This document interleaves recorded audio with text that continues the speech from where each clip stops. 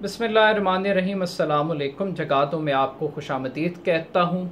हर गुजरते दिन के साथ सियासी और कानूनी बहरान मार्शल लॉ की तरफ मुल्क को बड़ी तेज़ी के साथ लेकर जा रहा है। सियासतदानों की आपस की लड़ाई मुल्क का तो मौशी और सियासी नुकसान कर ही रही है, लेकिन अब वाज़े तौर पर इंडिकेटर्स आ रहे हैं कि तीसरी कुव्वत को एक्टिव होना पड़ेगा।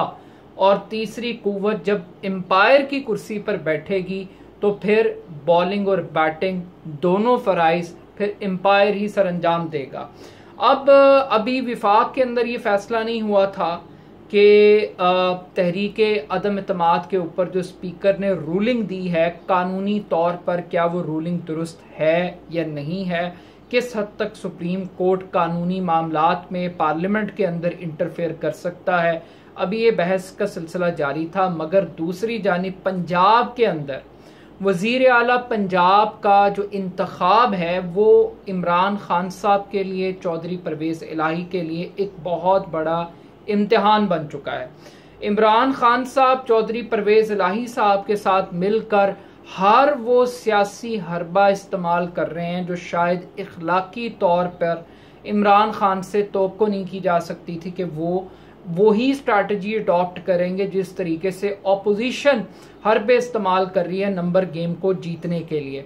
अब खान साहब की जानिब से, चौधरी परवेज़ इलाही की जानिब से बार बार पंजाब असम्बली के इजलासों को डिले किया जा रहा है और इस डिले के पीछे जो ओपनली जस्टिफिकेशन क्रिएट की जा रही है वो है नंबर गेम का पूरा ना होना।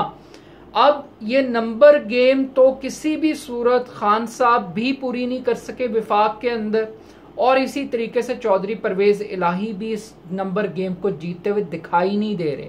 फिर सवाल ये पैदा होता है कि आखिर क्यों इमरान खान साहब और काफ लीग अपनी शिकस्त को तस्लीम नहीं कर रहे, आखिर वो किस चीज का इंतजार कर रहे हैं, क्यों पंजाब के अंदर एक अनसर्टन सिचुएशन क्रिएट की जा रही है। आज अब हालत ये है कि विफाक के अंदर तहरीके अदम इत्तेमाद पेश की जाए तो वह आलमी साजिश होती है इमरान खान साहब के अगेंस्ट, लेकिन अगर खुद हुकूमत पंजाब के अंदर अपने ही डिप्टी स्पीकर के खिलाफ तहरीके अदम इत्तेमाद पेश करे तो इस साजिश को क्या कहेंगे? क्या इस साजिश को शिकस्त का खौफ कहेंगे या एक अना की तस्कीन कहेंगे कि कोई ऐसा सिचुएशन सिनेरियो बिल्ड हो जाए कि मामला एमरजेंसी की जानिब गवर्नर राज की तरफ लग जाए, पार्लियामेंट को डिसफंक्शनल कर दिया जाए। यानी कि आज तो पीटीआई ने हद ही कर दी कि अपने ही डिप्टी स्पीकर, अब डिप्टी स्पीकर का जुर्म और कसूर क्या है ये समझना बड़ा इंपॉर्टेंट है। डिप्टी स्पीकर साहब का जुर्म ये है कि उन्होंने 6 तारीख कमिट की थी असम्बली के इजलास की और गुज़श्ता रात फिर एक दबाव के तहत एक नोटिफिकेशन लाया गया जिसमें कहा गया कि 6 को इजलास नहीं होगा बल्कि अब इजलास 16 को होगा। लेकिन रात के डिप्टी स्पीकर साहब ने एक नोटिफिकेशन निकाला और असम्बली का इजलास कॉल कर लिया। अब अगर इजलास आज होता शाम को तो ये कंफर्म बात थी कि चौधरी परवेज़ इलाही किसी सूरत इलेक्शन नहीं जीत सकते। तो डिप्टी स्पीकर साहब ने चूंकि मुशावरत नहीं की, चूंकि उन्होंने डिक्टेशन कबूल नहीं की चौधरी परवेज़ इलाही साहब की, इस वजह से तहरीक इंसाफ के मियां महमूद रशीद और मुराद रास वगैरह ने मिलकर तहरीक अदम इत्तेमाद उनके अगेंस्ट पेश कर दी।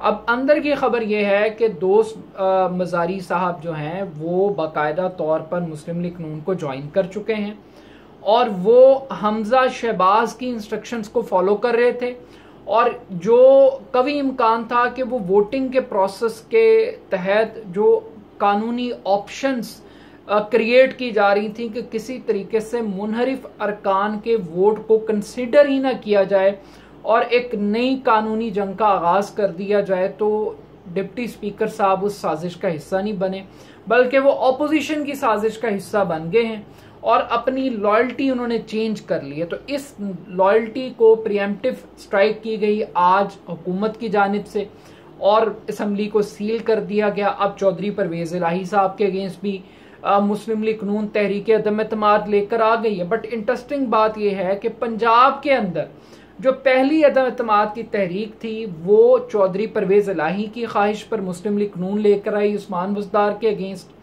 और आज खुद हुकूमत अपने ही डिप्टी स्पीकर के अगेंस्ट तहरीक अदम एतमाद लेकर आ गई, और अब डिप्टी स्पीकर की हिमायत के अंदर स्पीकर को हटाने के लिए ऑपोजिशन चौधरी परवेज इलाही के अगेंस्ट तहरीक अदम एतमाद लेकर आ गई। तो हर तरफ से तहरीक अदम एतमाद का एक सिलसिला शुरू हो गया, ना रुकने वाला। अब ये कहाँ तक चलेगा, कहाँ तक जाएगा, किस किस जगह कौन कौन एलिमिनेट होगा और किस किस महाज पर कानूनी जंग लड़ी जाएगी, ये अपनी जगह पर इम्पोर्टेंट है। लेकिन असूली तौर पर, इखलाकी तौर पर आई थिंक कि अगर ग्रेसफुली इमरान खान साहब अपनी डिफीट को एक्सेप्ट करते और एक्सेप्ट करके जो इक़्तिदार है वो सियासी तौर पर जिसको भी मुंतकिल होता है, लेकिन सिस्टम चलता। अब जब सियासतदान इस तरह लड़ेंगे तो ये सिस्टम नहीं चल सकता।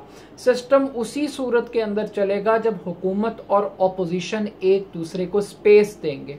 आज सुप्रीम कोर्ट के अंदर भी समाअत हुई।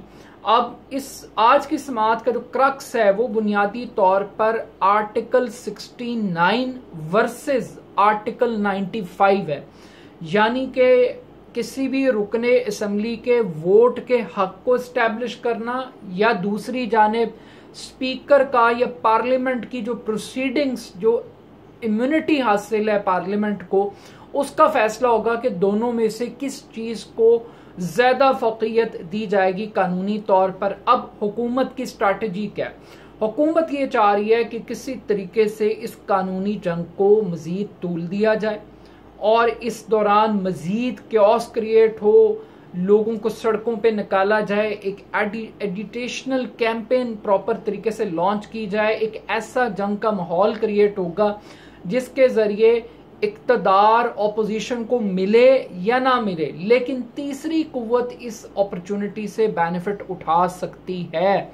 इस बात का कभी इम्कान है, और इसी वजह से खान साहब भी कोशिश कर रहे हैं कि वो अपने आप को अभी भी इस्टेब्लिशमेंट की गुड बुक्स के अंदर रखना चाहते हैं कि अगर इस्टेब्लिशमेंट ऑपोजिशन को मौका देने की बजाय माजी की तरह खुद इक़्तिदार में आ जाए तो वो उसको किसी न किसी पॉलिटिकल पार्टी की सपोर्ट चाहिए होगी, और वो सपोर्ट इमरान खान साहब बड़े आराम से दे सकते हैं। इसी तनख्वाह के ऊपर खान साहब काम कर सकते हैं।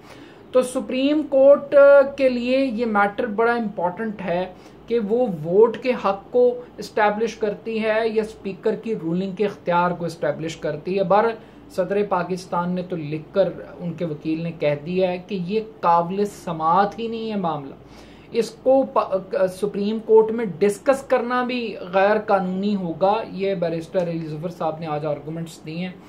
लेकिन इसके साथ साथ ये कानूनी जंग तो चल रही है, दूसरी जानिब सदर ममलिकत को बहुत जल्दी है अगले इंतखाबात की, इलेक्शन कमीशन से डेट मांगी जा रही है, ऑपोजिशन लीडर को ख़त लिखे जा रहे हैं, अबूरी वज़ीर आज़म के लिए जवाब में वो भी ख़त किताबत कर रहे हैं। बट लग ये रहा है कि अगले इलेक्शन हो या ना हो, लेकिन शायद मार्शल लॉ लगने के इम्कानात जो हैं वो बहुत वाज़े होते जा रहे हैं। अगर इस लड़ाई का कोई सियासी और कानूनी हल ना निकला तो फिर तीसरी कुव्वत को ही मैदान में आना पड़ेगा।